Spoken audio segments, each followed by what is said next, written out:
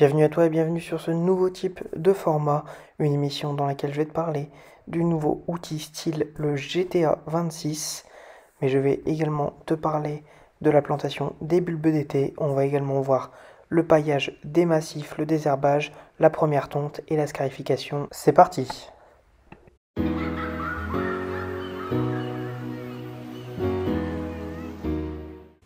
Salut à toi et bienvenue pour cette première émission. Donc dans cette première émission, comme tu as pu le voir dans le sommaire, on va voir pas mal de choses, mais on va tout d'abord commencer par savoir comment planter les bulbes d'été.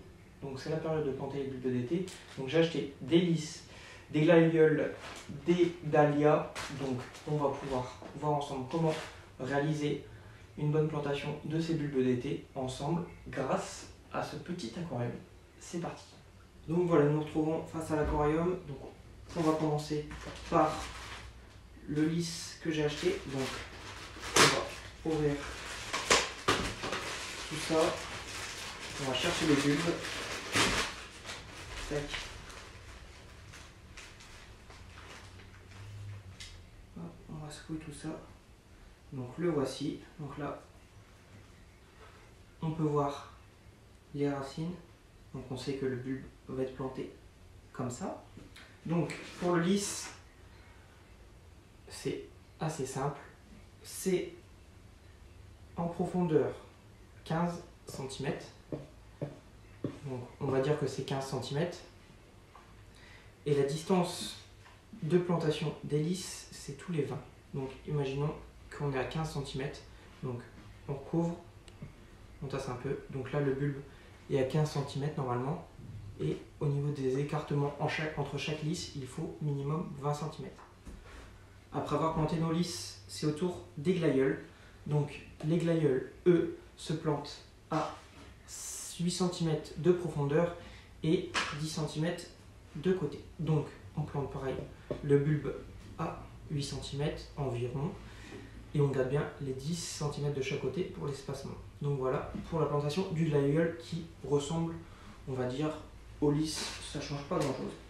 Par contre, pour le dahlia, lui, le dahlia est planté à 5 cm du sol et c'est pas un bulbe, c'est une tubercule. Donc là, on peut voir justement la tubercule de dahlia avec l'ancienne tige qui est juste ici, on peut la voir qui est assez large, et les nouvelles pousses de l'année qui sont un peu violettes. Donc là, les tubercules, là, les petites racines que vous voyez, c'est justement le garde-manger. Donc c'est le dahlia, il fait ses provisions et il se nourrit par ces tubercules. Donc on met la tubercule justement à 5 cm, on garde bien 30 cm de chaque côté parce que le dahlia monte généralement à 1 m de haut, 1 m 20, donc c'est une grosse plante, donc il faut vraiment de l'espace pour qu'il puisse se développer. Après on met de la terre par-dessus, donc à 5 cm, et voilà, le tour est joué pour la tubercule de dahlia. Donc en sachant que tous les bulbes que j'ai présentés juste avant, ils craignent quand même le gel. Donc soit tu es dans une région du sud de la France où tu es pépère avec les gelées, ou soit tu attends comme moi la sainte glace parce que tu es dans une région du nord de la France, ou soit tu prends le risque. Tu peux prendre le risque, moi j'hésite. Maintenant que je les ai sortis de tout ça, de tous les conteneurs, je vais certainement les planter. Petite astuce, n'hésite pas à mettre un petit piquet au pied justement de ton pied de dahlia, de ton pied de lys ou de ton pied de glaïeul pour le repérer et pour pas en replanter un autre dessus ou pour pas le piétiner tout simplement.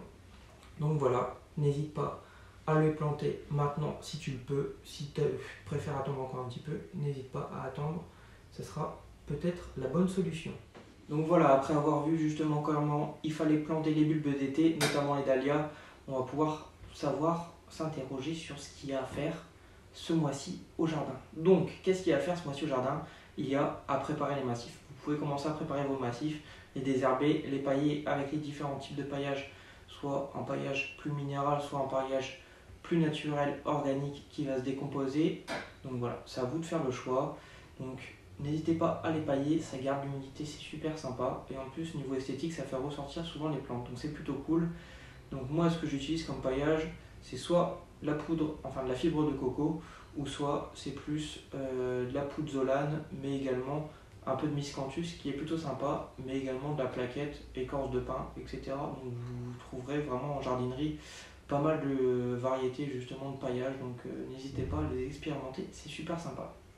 Après, la deuxième chose à faire justement au jardin ce mois-ci, c'est, si c'est pas encore fait, la première tonte. La première tonte qui est très importante, moi je la fais vraiment avec le panier pour ramasser justement toutes les brindilles d'herbe justement qu'ils ont poussé tout cet hiver. Donc plutôt que les faire en mulching et laisser en place, moi je préfère faire la première tonte justement avec un panier pour ramasser tout ça. Vous pouvez également commencer à mettre un peu d'engrais sur votre gazon, c'est ce qui lui permettra justement de repartir encore plus vite. Et s'il est un petit peu jaunâtre, un peu orange, bah justement ça va lui redonner un peu sa couleur verte et le durcir pour justement qu'il reparte et qu'il soit beau justement à partir de maintenant. Après, la dernière chose que je peux vous dire à faire ce mois-ci, c'est également scarifier le gazon. Donc si ton gazon est plus à l'ombre, tu vas voir qu'il y a différentes mousses qui vont apparaître dans ton gazon. Donc n'hésite pas à utiliser un scarificateur, soit louer, soit en acheter un petit électrique. Je sais que ça fonctionne bien, ça sert à rien d'avoir une machine à 1500 € ou à 10 000 €. Pour faire du scarificateur, si tu as un petit terrain, n'hésite pas à prendre un électrique, ça coûte 100, 130, 150 €. Donc n'hésite pas, c'est super important, ça permet justement à ton gazon de ne pas être étouffé par la mousse. Donc n'hésite pas à scarifier ton gazon maintenant, avec justement les chaleurs qu'ils annoncent et le soleil, ça justement, une fois après avoir scarifié, ça va taper sur la mousse et ça va la faire mourir, et à la prochaine tonte, tu vas pouvoir les ramasser dans ton panier. Donc voilà ce qu'il y a à faire ce mois-ci, après la plantation des bulbes qu'on a vu juste avant d'été.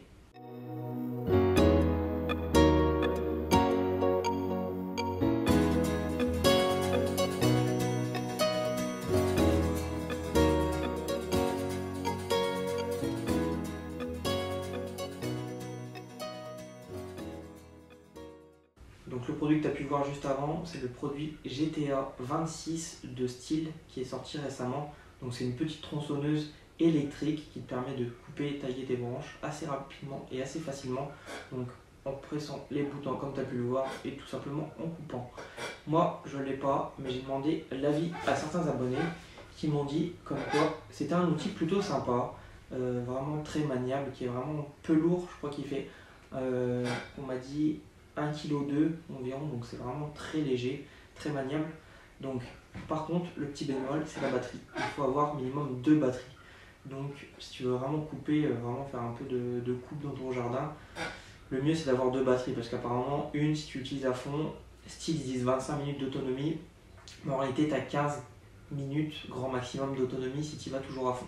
Donc prévois plutôt d'acheter 2 batteries, en sachant que le pack du GTA 26 coûte déjà 160 € avec chargeur, une batterie et l'appareil inclus. Donc ça reste quand même assez cher pour une machine où tu dois racheter une batterie, mais si tu veux te faire plaisir et t'en as vraiment l'utilité, n'hésite pas, c'est un produit électrique, tu as juste à mettre un petit peu d'huile dans la petite gâchette qui est juste noire justement, que tu as pu le voir dans la vidéo juste avant, et recharger les batteries. Donc il n'y a pas d'essence, il n'y a pas de bruit, tu n'es pas obligé de mettre d'écouteurs ni rien, donc ça c'est plutôt cool.